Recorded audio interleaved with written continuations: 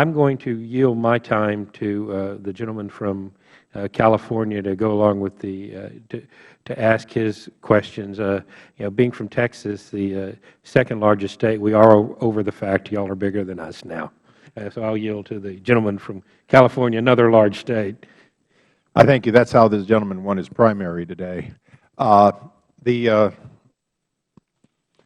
Senator, your statement repeatedly of the guarantee of universal service, I might note for the record that there is no such guarantee in the Constitution.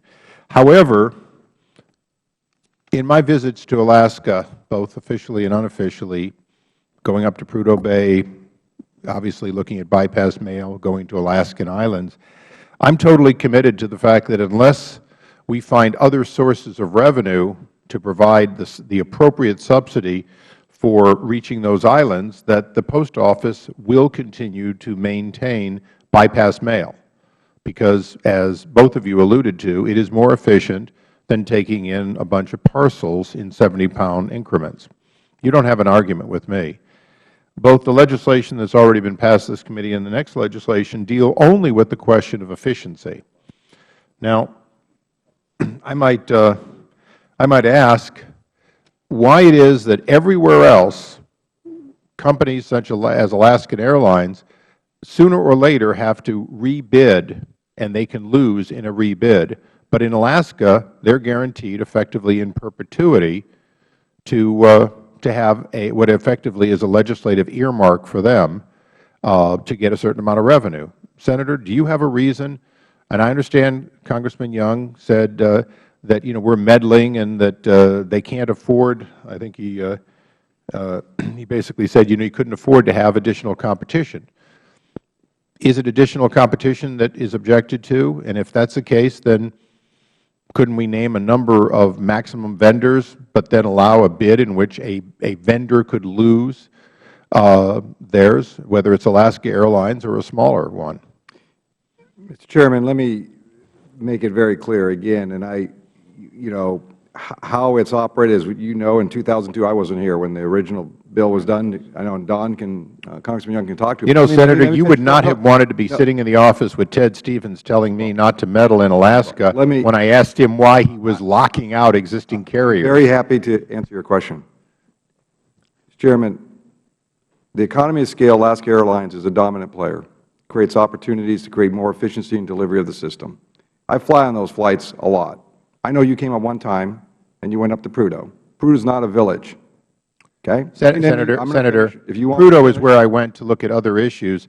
I've been to Alaskan islands on a hydrofoil. I came up to look at bypass. Right. And when you went up there, going out to the villages, when we have direct and we have volume players in there, and Alaska Airlines is a volume player, and I know you can have an Alaska or a representative here. You can ask more questions. But in order to do it in the economy of scale in Alaska, if you have multiple carriers, the odds they will not be able to create the business necessary to keep the prices marketable and fair to the consumer at the end of the day.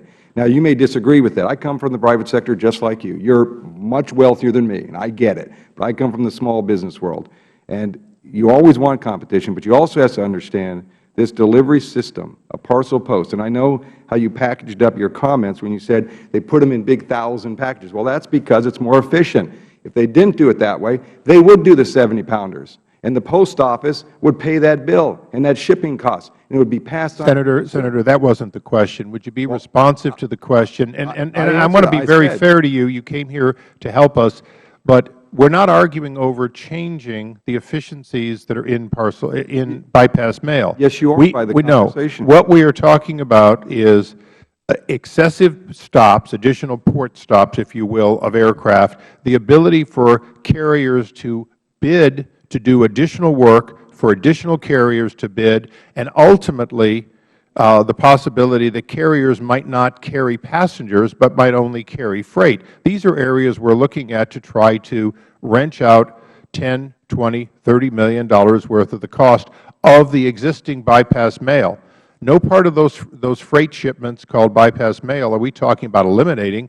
We're asking, can you in fact tell us that locking out potential bidders of existing Alaskan Airlines that have been doing business in Alaska for more than a year continuously, locking them out of the so-called preference Tell us why that is important, that they will, in perpetuity, never have an opportunity to replace an incumbent carrier. Again, Mr. Chairman, in all due respect. I don't want due respect. I just want the question answered. That's fine. There is competition in the market. New carriers can enter the system. The issue is, especially in Alaska, when you're flying in Alaska, several aspects play into it. Not only the competition that we have in Alaska, but also the safety issues and knowing Alaska pilots and knowing the Alaska flight areas. This is a part of the equation also. It's not just getting the mail there, it's also the safety of the passengers and getting mail there. There's multiple reasons. You're not going to get the answer you want from me. I understand that. We're going to disagree on this aspect of what you're proposing. Senator, the airlines that we're talking about, the three, I understand. I disagree with your premise, Mr. Chairman. Well, I understand. I just want you to make sure we make the record accurate. The airlines that would be added, I think there's three that under this legislation, there could be more later. As far as I know, they're able to carry this same freight. They're safe enough to be able to carry. They're just locked out from the preference. Additionally, there's a, what, $870 per thousand if a plane simply lands one additional time, even if bypassing that might be efficient for carrying the mail. These are the areas we're dealing with, and I think it's important that the record be clear. Are you saying that these other three carriers would not be safe to carry milk or vegetables or cans of Coke? I'm saying that safety is part of the equation, but let me just say this. What level of safety do you need for a can of Coke? Mr. Chairman, I'm not going to go back and forth with you. Maybe you want to. I've seen how some of these hearings work.